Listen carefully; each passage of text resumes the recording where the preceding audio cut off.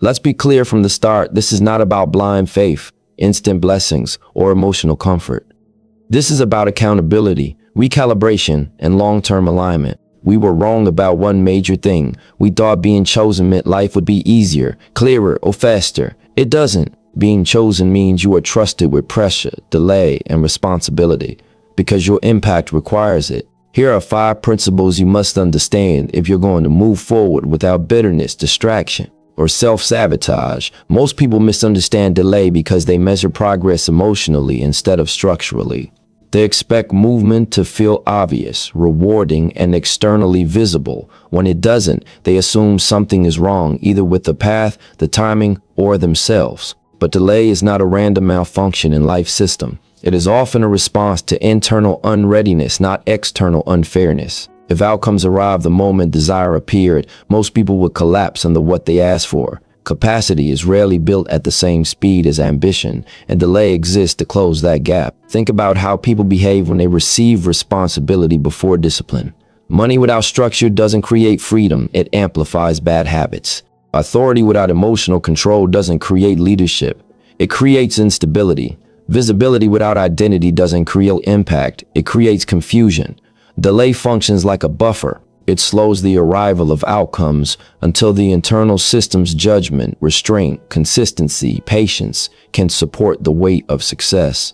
What feels like waiting is often training in disguise. Emotionally, delay is uncomfortable because it removes immediate feedback. Humans are wired to associate effort with reward. When that loop breaks, doubt enters. The mind starts negotiating shortcuts. People begin to ask whether the work is worth it, whether another path would be easier, whether persistence is naive. This is where many quit, not because the path is wrong, but because the reward schedule is longer than their emotional tolerance.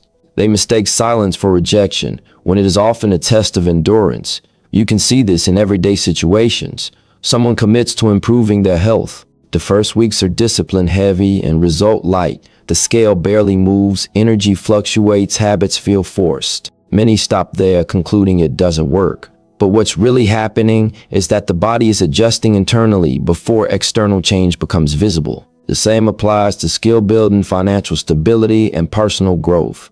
Early effort rearranges foundations, not outcomes. If you quit during foundation building, you never experience compounding. Delay also filters intention. When results come slowly, only those with a clear reason continue. People who were driven by ego, validation, or comparison fall off early. What remains are those who can tolerate boredom, repetition, and uncelebrated consistency. That filtering process is not accidental. It's how long-term success stays rare. If rewards were immediate, everyone would persist. Delay preserves quality by discouraging those who aren't built for sustained focus. Another overlooked aspect of delay is decision refinement. When outcomes don't arrive instantly, you are forced to think. You observe patterns, track behavior, notice inefficiencies. You learn where effort leaks. You become more precise. Fast success often skips this stage. Slow progress forces it. Over time, this produces individuals who understand cause and effect at a deeper level. They know which actions move the needle and which are just noise. That clarity becomes an advantage later, when speed actually matters. Delay also exposes attachment to timelines that were never grounded in reality. Many people adopt expectations based on stories, not statistics. They see highlights, not processes. They assume that if someone else reached a milestone in 2 years, they should too, ignoring differences in starting points, support, resources, and focus. Delay corrects these borrowed timelines. It forces you to operate based on your actual circumstances instead of imagined standards. This is uncomfortable, but it's honest. From a trade-off perspective, delay demands something specific, the willingness to invest effort without immediate confirmation. That is a rare skill. Most people require reassurance to continue. They need signs, praise, progress markers. Delay removes those comforts. The trade-off is clear. You exchange short-term certainty for long-term leverage. You give up the emotional relief of quick wins in return for outcomes that don't evaporate under pressure. There is also a behavioral consequence to delay that most people miss. When nothing seems to be happening, distractions become more tempting. Divided priorities creep in. People hedge their bets, splitting energy between multiple paths, hoping one will pay off faster. This usually backfires. Focus diluted by impatience rarely compounds. Delay requires concentration, not diversification of effort. The irony is that delay feels like wasted time, but distraction actually wastes it. Consider the difference between someone who stays committed during a slow season and someone who constantly pivots. The first builds depth, deeper skill, stronger judgment, more resilience. The second builds surface level familiarity with many themes and mastery of none. Over years, the gap becomes irreversible. Delay rewards those who choose depth over novelty, even when depth is lonely and unglamorous. There is a psychological maturation that happens only during prolonged effort without payoff. You stop romanticizing outcomes. You stop chasing feelings. You start respecting systems. You learn to separate mood from responsibility. This shift is subtle but critical. People who experience it become less reactive, more strategic. They don't panic during downturns because they've already survived long periods of uncertainty. Delay hardens emotional decision-making without making it cold. Opportunity cost is another reason delay exists. Every path chosen eliminates others. If success arrives too quickly, people will commit without understanding what they're giving up. Delay forces repeated recommitment. Each day you continue, you are consciously choosing this path over alternatives. That repetition strengthens alignment. By the time results arrive, you're no longer guessing whether this is what you want. You've already paid for the answer in time and discipline. Many people interpret delay as a sign to quit when it's actually a signal to simplify. Instead of asking, why isn't this working yet? The better question is, what is unnecessary here? Delay often reveals inefficiencies, overthinking, poor habits, inconsistent execution, misaligned priorities. Those who use delay to subtract instead of abandon come out sharper. Those who quit miss the lesson entirely. The uncomfortable truth is that delay protects you from versions of success you're not ready to manage. It keeps you from becoming visible before you're stable, influential before you're grounded, rewarded before you're disciplined. People who bypass delay often pay later through stress, collapse, or loss of meaning. Delay spreads the cost over time, making growth survivable instead of catastrophic. If you look closely, delay is rarely empty. Something is always forming: judgment, restraint, patience, skill, clarity. The problem is that these are internal assets, and modern culture undervalues what can't be displayed. But internal assets determine how long external ones last. Delay builds what applause can. The real choice during delay is not whether to continue or quit. It's whether to use the time consciously or waste it emotionally. You can complain, compare, and doubt, or you can refine, simplify, and deepen. The outcome will reflect that choice, whether you notice it immediately or not. Delay doesn't punish impatience instantly. It exposes it gradually. And by the time results finally arrive, they mirror exactly how you handled the wait. Most people overestimate how much support they are supposed to receive and underestimate how much solitude is required to build anything meaningful. From an early age, we are conditioned to believe that if we are doing the right thing, others will naturally understand it, encourage it, and stand beside us while we pursue it. That expectation feels reasonable on the surface, but it collapses when tested against real human behavior. People don't resist your growth because they are malicious. They resist it because it disrupts the roles they are used to playing. When your direction changes, the relationship dynamics change, and most people prefer familiarity over potential. The first stage of solitude is emotional confusion. You assume distance means disapproval. You assume silence means you are doing something wrong. But often the opposite is true. Silence appears when your path no longer fits neatly into someone else's expectations. Support tends to exist where predictability exists. When your actions become harder to categorize, people step back not to harm you, but to regain their own sense of balance. This is uncomfortable because humans are social creatures. We are wired to calibrate ourselves through feedback. Solitude removes that mirror. The choice to continue without reinforcement is not heroic, it is practical. Every meaningful pursuit eventually reaches a point where outside validation stops. At that point, you either develop internal standards or you drift. People who cannot tolerate this phase begin adjusting their behavior to regain approval.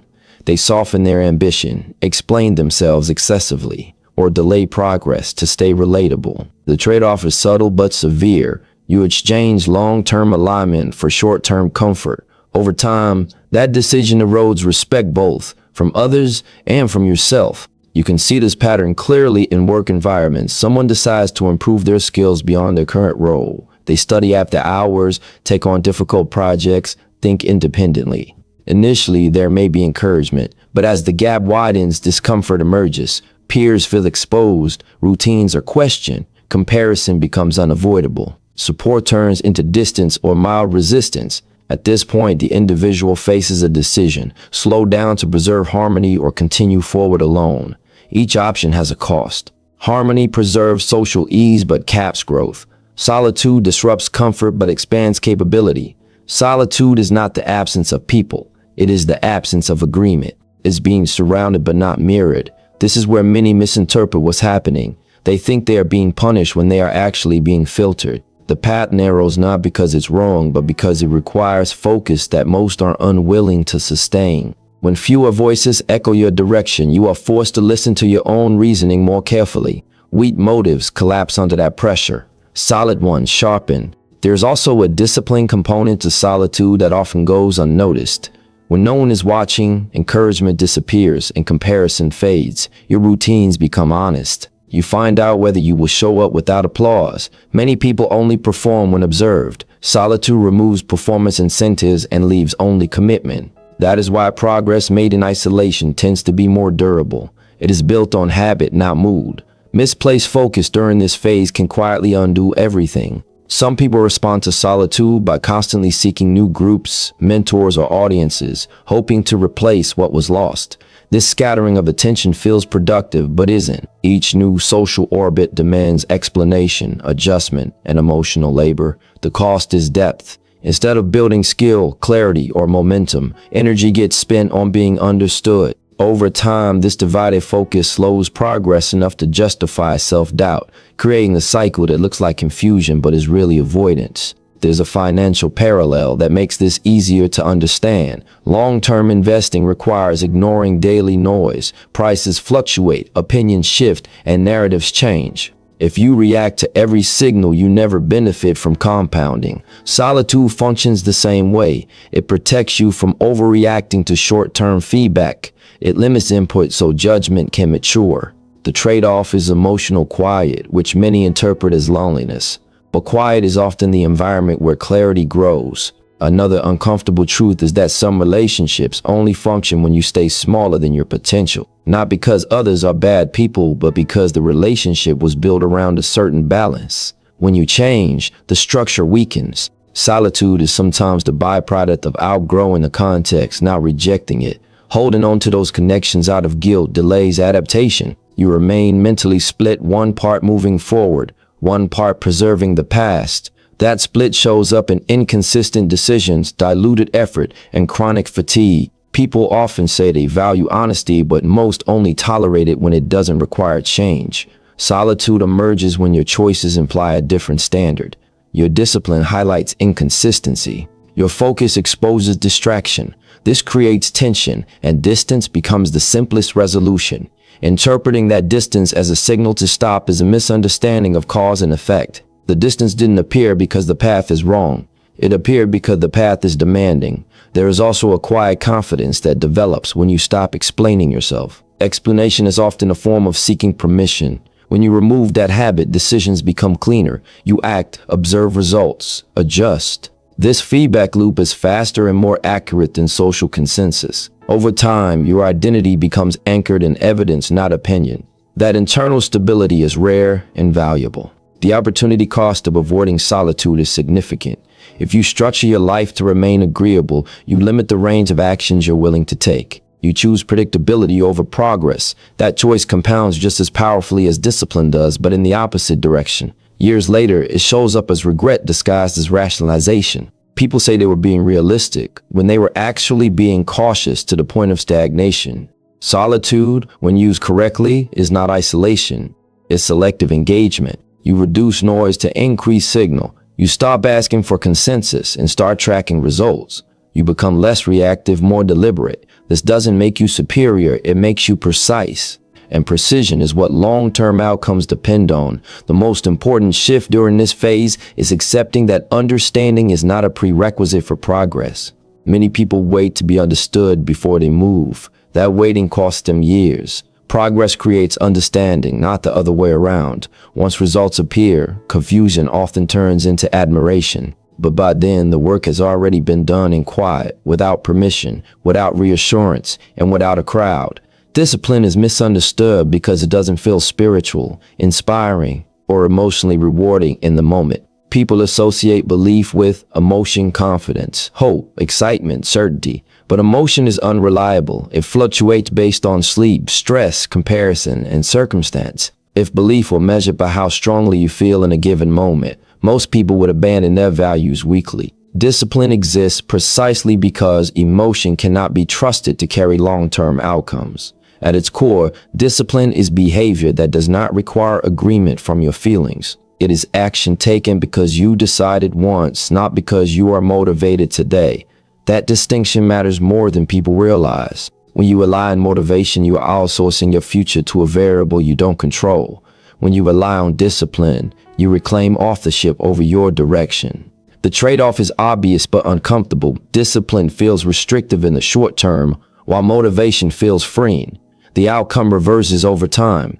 Motivation fades and leaves nothing behind. Discipline compounds and creates options. You can observe this in ordinary life. Someone says they value health, but their behavior is inconsistent. They exercise when inspired, eat well when convenient, rest when exhausted. Nothing stabilizes. Another person follows a simple routine, nothing extreme, nothing dramatic, but they do it regardless of mood. Over months, the second person's results appear almost effortless, while the first feels stuck despite stronger intentions. The difference is not desire, it's behavioral reliability. Discipline exposes the gap between what people say they believe and what they actually prioritize. This is why it feels uncomfortable. It removes the ability to hide behind good intentions. You either show up or you don't. You either protect the habit or you let something else take its place. Over time, your schedule becomes a more accurate statement of your values than your words ever were. Most people overestimate what discipline demands. They imagine intensity, sacrifice, and constant self-denial. In reality, discipline is often boring. It's choosing the same simple action repeatedly. It's avoiding unnecessary decisions. It's setting limits so willpower isn't constantly drained. The discomfort doesn't come from difficulty. It comes from repetition without novelty. Humans crave variation. Discipline asks for consistency. That tension is why so many resist it. There is also a cost to not being disciplined that people rarely calculate. When behavior is inconsistent, energy gets wasted restarting. You spend mental effort recommitting, replanning, remotivating. Progress stalls, not because the goal is unrealistic, but because momentum keeps resetting. Discipline eliminates this friction. Once a behavior is non-negotiable, it stops consuming mental bandwidth. That freed attention can then be applied to improvement instead of maintenance. Consider work performance. A disciplined person doesn't wait to feel ready to begin. They start at the same time each day, regardless of mood. Over time, this builds a reputation for reliability. Opportunities follow reliability, not raw talent. The person who waits for inspiration may occasionally outperform, but they cannot be depended on. Organizations, markets, and systems reward predictability more than brilliance. Discipline creates predictability. Emotionally, discipline can feel isolating. When others are flexible, spontaneous, and reactive, the disciplined person appears rigid. They leave early, say no often, repeat routines. This can create friction in relationships. The trade-off is social ease versus personal alignment. People who avoid discipline to remain agreeable often sacrifice long-term progress for short-term harmony. Years later, they wonder why nothing changed despite good intentions. Discipline also protects you from your future self. Everyone has moments of weakness, distraction, and doubt. Without systems, those moments dictate outcomes. With discipline, they pass without consequence. This is an important distinction. Discipline doesn't eliminate temptation. It reduces its impact. You don't need to win every internal debate if the decision was already made. This is why disciplined people appear calm. They are not constantly renegotiating with themselves. Misplaced focus quietly destroys discipline more than outright laziness. People try to do too much at once. They chase multiple goals, adopt complex routines, overload their schedules. When something breaks, they conclude they lack discipline. In reality, they lack restraint.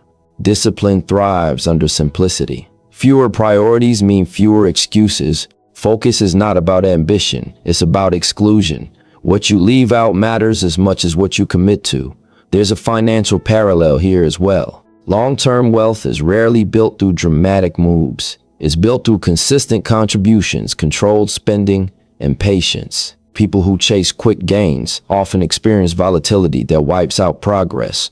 The disciplined investor accepts slower growth in exchange for stability. Over time, the disciplined approach wins not because it's exciting, but because it survives. Discipline also sharpens judgment. When you consistently act, you generate data. You see what works and what doesn't. You make adjustments based on evidence instead of theory. People who rely on bursts of effort never gather enough information to refine their approach. They remain stuck in trial without learning. Discipline turns experience into insight. There is a subtle identity shift that happens when discipline becomes routine. You stop seeing yourself as someone who is trying and start seeing yourself as someone who does. This reduces internal conflict. You trust yourself more because you've proven reliability through action. That trust is emotionally grounding. It replaces anxiety with quiet confidence. Not because outcomes are guaranteed, but because effort is. The opportunity cost of avoiding discipline is often invisible until much later.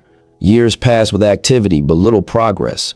People stay busy, informed, and hopeful, yet stagnant. They confuse motion with direction. Discipline forces alignment between effort and outcome. It removes the illusion of progress and replaces it with measurable change. Dishonesty can feel harsh, but it is ultimately stabilizing. Discipline is not about denying pleasure or becoming rigid. It's about choosing which pleasures are worth delaying. Immediate comfort competes with long-term leverage. Every disciplined action is a vote for a future version of yourself that has more options, not fewer. The sacrifice is real, but so is the return. What makes discipline the truest proof of belief is that it operates without witnesses. Anyone can claim faith in an idea when conditions are favorable. Discipline shows belief when conditions are neutral or unfavorable. It shows belief when nothing happens immediately. It shows belief when quitting would be easier and socially acceptable. That consistency is not loud, it doesn't announce itself. But over time, it reshapes circumstances in ways emotion never could. When discipline becomes your default, life becomes less chaotic. Not because challenges disappear, but because your response stabilizes. You stop overreacting to setbacks and underreacting to opportunities. You stay centered. That steadiness is rare, and it is built quietly. One repeated decision at a time. Loss is often mislabeled as failure because people judge outcomes by what disappears instead of what becomes possible afterward. When something ends, especially a relationship, role, or identity, it feels like regression. Emotionally, loss registers as rejection or punishment. Rationally, it is more often a correction. It removes a structure that no longer supports the direction you are moving toward. The discomfort comes not from the loss itself, but from the attachment to what that structure represented. Most attachments are formed during earlier versions of ourselves. They are aligned with who we were, not who we are becoming. As priorities shift, the fit weakens. What once felt supportive begins to feel restrictive. The mind notices first, then the behavior changes, and finally the relationship strains. This sequence is predictable. When people ignore the early signals, loss arrives abruptly. It feels sudden, but it was prepared for quietly over time. People tend to romanticize loyalty without considering alignment. Loyalty without evaluation becomes inertia. You stay not because it makes sense, but because leaving feels disloyal or uncomfortable. The trade-off is rarely stated clearly. You exchange growth for familiarity. Over time, this choice accumulates tension. Energy that could be directed toward building something new is spent maintaining what already exists. The cost is subtle but significant. You can observe this in everyday routines. Someone continues in a role they've outgrown because it provides stability. The work no longer challenges them, but it is predictable. At first, this feels reasonable. Months pass, engagement drops, creativity fades, irritation rises. The role hasn't changed, but the person has. Eventually, performance suffers or dissatisfaction becomes unavoidable. The eventual exit feels like failure, but it was actually the final step in a long process of misalignment. Loss often clarifies priorities that were previously blurred. When something is present, it consumes attention. When it's gone, that attention is released. The immediate instinct is to fill the space. This is a mistake. Space is not a problem to solve. It's an opportunity to observe. What remains when something leaves is often more revealing than what was there. Patterns emerge, desires surface. You see what you were tolerating instead of choosing. There is an emotional honesty required to accept that some losses are necessary. People prefer to believe that with enough effort, everything can be preserved. This belief leads to overextension. You try to be everything to everyone. You compromise boundaries. You delay decisions. Eventually, the system breaks under its own weight. Loss arrives anyway, but with more damage. Accepting loss earlier reduces collateral cost. Relationships are the clearest example. When values diverge, maintaining connection requires increasing effort. Conversations become careful. Decisions require negotiation. You start editing yourself. This is a signal. Alignment doesn't require constant explanation. When you ignore this, you pay with mental energy. Focus fragments. You think about what to say, what to hide, how to avoid conflict. That cognitive load reduces effectiveness elsewhere. Work suffers. Health suffers. Momentum slows. Misplaced focus during periods of loss often leads people to seek replacement instead of reflection. They rush into new commitments to avoid discomfort. This creates cycles of repeated misalignment. Without understanding why the loss occurred, the pattern repeats. Different context, same outcome. Reflection is not passive. It's diagnostic. It helps identify which trade-offs you accepted unconsciously and which ones you're no longer willing to make. Loss also tests identity. When something external disappears, you are forced to confront what remains. This can feel destabilizing. People often cling to old attachments because they anchor self-image. Letting go requires redefining who you are without that reference point. This process is uncomfortable but necessary. Identity based on outdated roles limits future decisions. Identity grounded in principles adapts. There is a practical advantage to loss that rarely gets acknowledged. It simplifies decision-making. Fewer commitments mean clearer priorities. When your energy is no longer split, execution improves. This is not theoretical. You can measure it in attention span, follow-through, and emotional availability. Focus improves when you remove obligations that no longer align. The trade-off is temporary discomfort for long-term clarity. Financial decisions illustrate this well. Investors who refuse to let go of underperforming assets often justify it with emotional reasoning. They remember why they bought it. They hope it will recover. Meanwhile, capital remains tied up, unable to move toward better opportunities. Letting go feels like admitting failure. In reality, it's reallocating resources. The same logic applies to time and relationships. Holding on to what no longer performs has an opportunity cost. Loss also builds discernment. After experiencing misalignment, you become more selective. You ask better questions. You pay attention to early signs instead of ignoring them. This is not cynicism, it's learning. People who avoid loss at all costs avoid learning at the same time. They repeat patterns because nothing interrupts them. Loss interrupts. That interruption, while painful, carries information. There is a tendency to frame necessary loss as something that could have been avoided if you were better, more patient, or more understanding. This framing keeps people stuck in self-blame. It assumes that compatibility is a moral issue rather than a structural one. Two things can be good and still not fit. Recognizing this reduces resentment. It allows you to separate self-worth from outcome. Sacrifice is often misunderstood as giving up something valuable. In reality, sacrifice is choosing which value to protect. When you let go of what no longer aligns, you are protecting focus, energy, and future capacity. That choice feels like loss in the short term, but it functions as investment. You free resources to be deployed more effectively elsewhere. The quiet truth is that many losses you mourn are actually endings you postponed. They didn't arrive suddenly. They arrived when continuation became unsustainable. Seeing them clearly doesn't remove the pain, but it does remove confusion. Pain with clarity is manageable. Pain with confusion lingers.